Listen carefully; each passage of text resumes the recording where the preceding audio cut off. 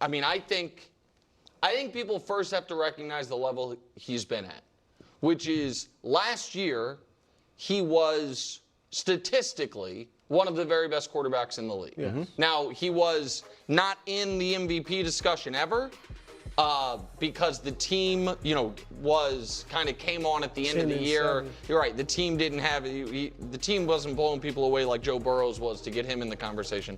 And he also is a guy who, despite being 2-3 career in the playoffs, has been an awesome postseason quarterback.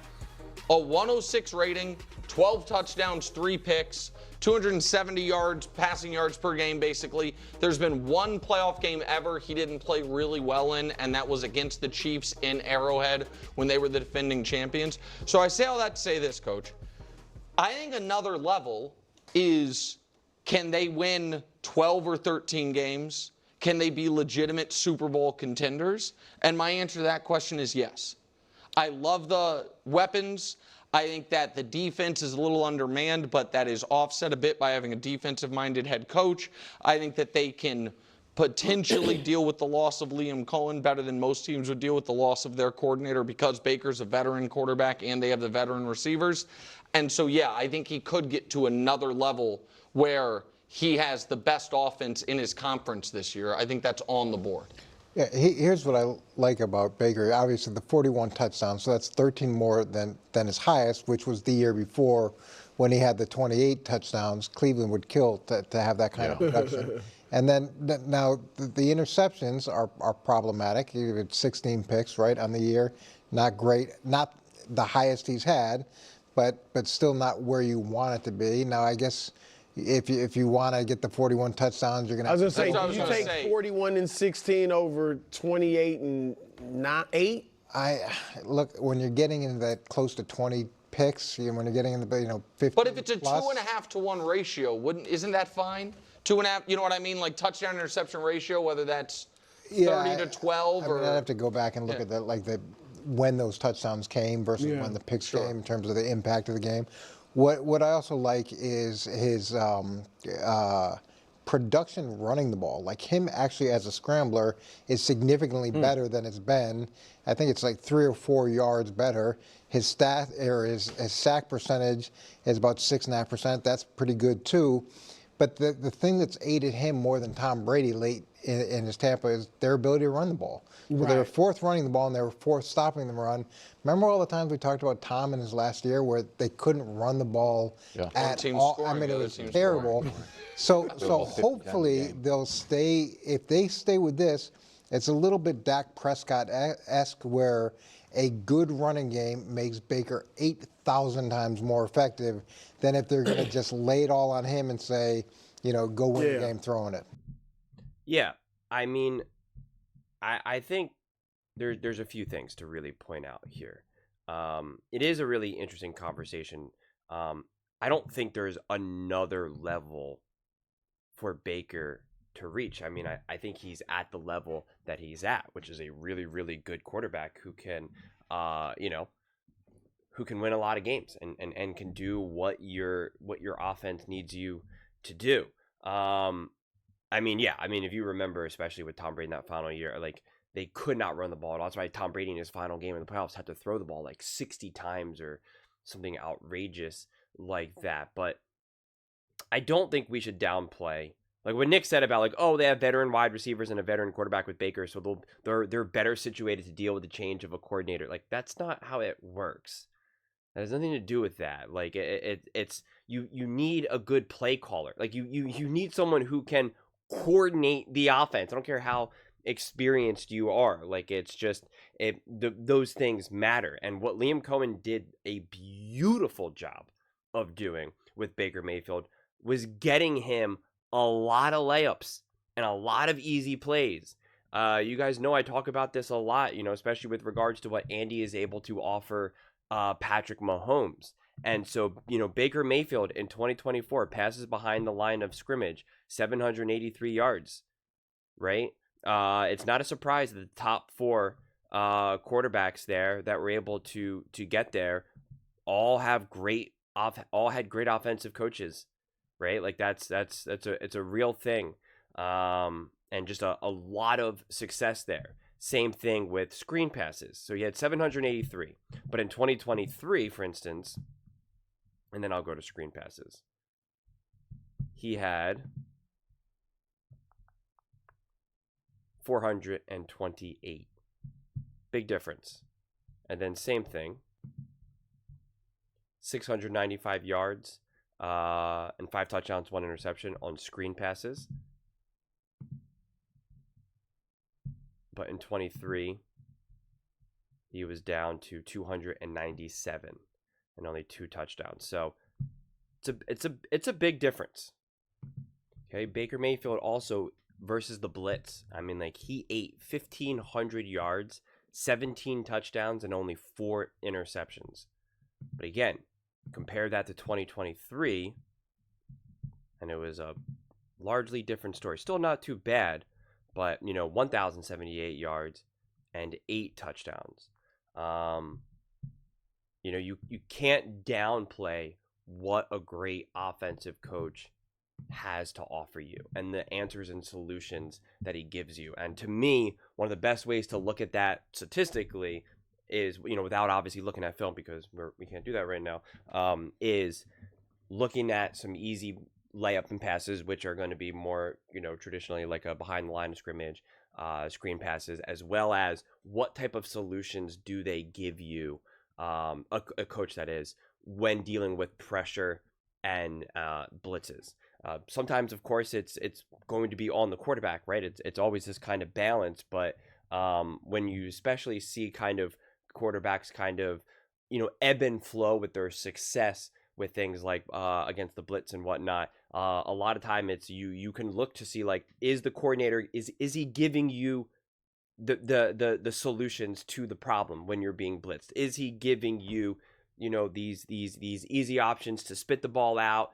You got one-on-one here. Like, what is the coordinator doing for you? And Liam Cohen did an absolutely unbelievable job with that. And I know, like, just this is always just this forever battle between quarterback fans and the influence of coaching and how much coaching matters. And my personal experience dealing with people who have with quarterbacks who have strong fans always want to downplay the impact of coaching, and that's just not where, how I personally operate. So it will be a question mark. So that's why it's like, will he reach another level? It's like, well, one, I don't know if there's really any other levels to reach at this point in his career. Doesn't mean that he won't have more success and that he won't win, and at a higher at a higher rate. But it's just like, I don't know if Baker now is inherently going to be just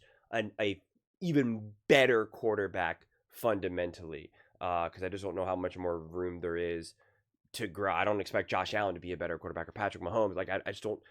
There's only so much growth involved right now. The rest is like, okay, what kind of what team can we build around you, and what type of coaching staff do we give you? And I love the pieces that the Bucs have. So, like, their passing game is going to be fascinating, and they can run the game. So it's like there's plenty of weapons, and they got the run game, and they can protect, and they got good defense. So, like, this team should be really, really good. But to me now, it's also going to be like, how will this offense operate? How are these calls, how are the plays going to be called? How is this new offensive coordinator going to be? He's never been an OC ever. I don't think in the NFL level or college level.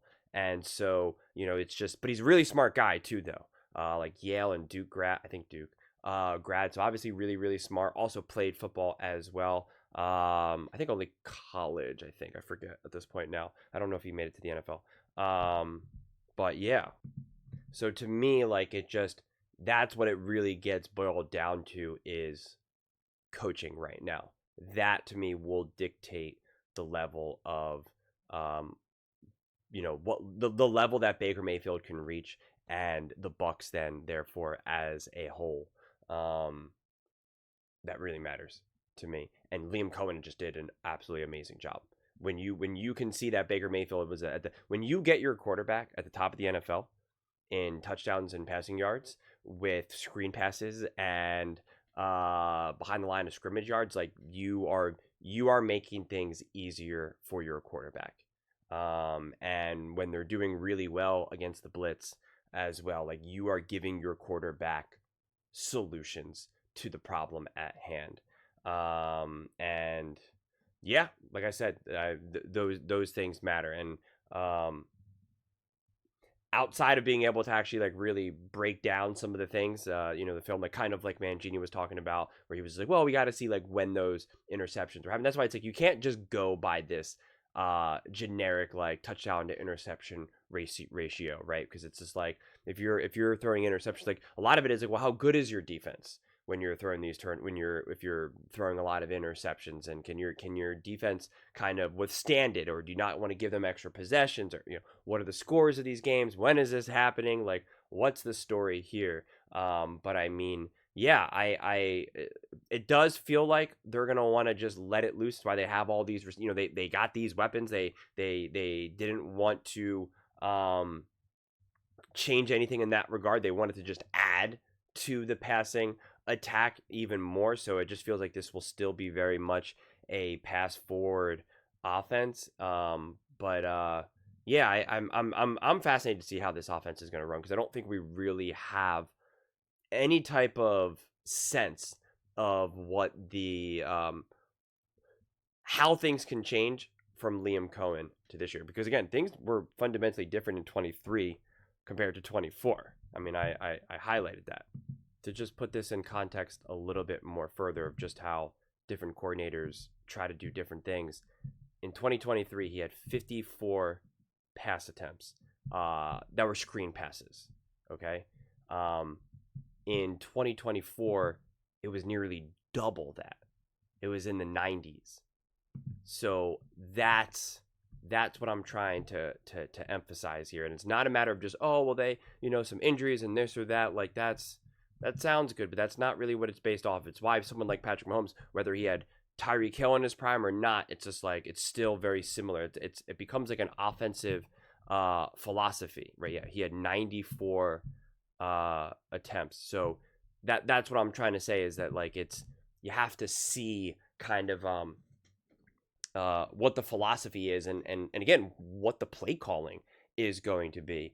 Also, make no mistake about it, even when attempts can be kind of similar or within somewhat of range, like even just behind the line of scrimmage passes, you could still see that the levels of success, that even when they did said play, like passes behind the line of scrimmage, got significantly more production out of them. So they were called then at a more strategic time, against, more specifically against various defenses, as well as just designed more successfully as well.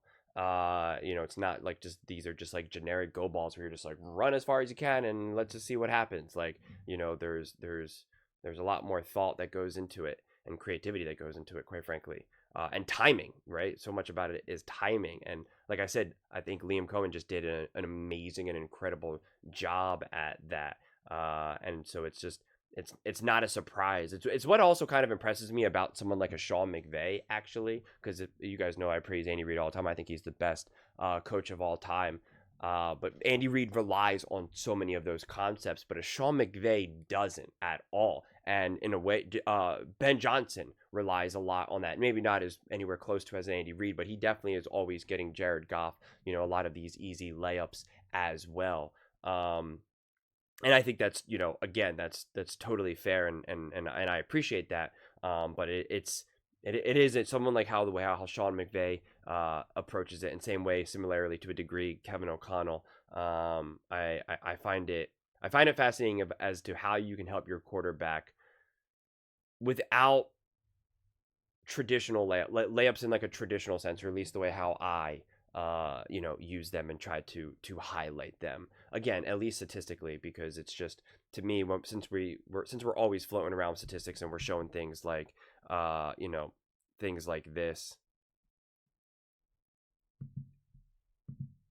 it's just like, okay, well, like let's then look at these statistics a little bit more deeply and a little bit more specifically. Let's put some parameters around them and be like, all right, how did we actually get here? And it's like, that's how you're going to get an increased completion percentage. That's how you're going to get more passing yards, right? That's how you're going to open up the field and get more passing touchdowns, a higher passer rating, etc., etc., etc. So, yeah, man, I'm excited either way to see exactly how it unfolds. But at this point, I struggle to have any high degree levels of confidence when I don't know about, a coach and what they're looking to do and the levels of success that they've either shown in the past or what you're hoping they'll show in the present. So, like I said, it's going to be interesting either way. But those are just my thoughts. I'd absolutely love to hear yours. What do you guys all think about Baker Mayfield and the Tampa Bay Buccaneers? Do you think Baker can reach another level? And how do you feel about what they'll be looking to do in year 3 with the big show? Let me know in the comments below. I read every single comment. So whether you agree with me or disagree with me, either way, let's get in some discussions. Let's get in some fights. But ultimately, let's just have some fun. And please do consider subscribing. We are building an amazing community here and absolutely love to see you part of it. I want to build something that we all genuinely feel connected to. Something that we're really excited to be part of. I think we're on our way to doing it. Please don't forget to give this video a thumbs up, as it really does help the visibility and the algorithm. Thank you so much. See you next time.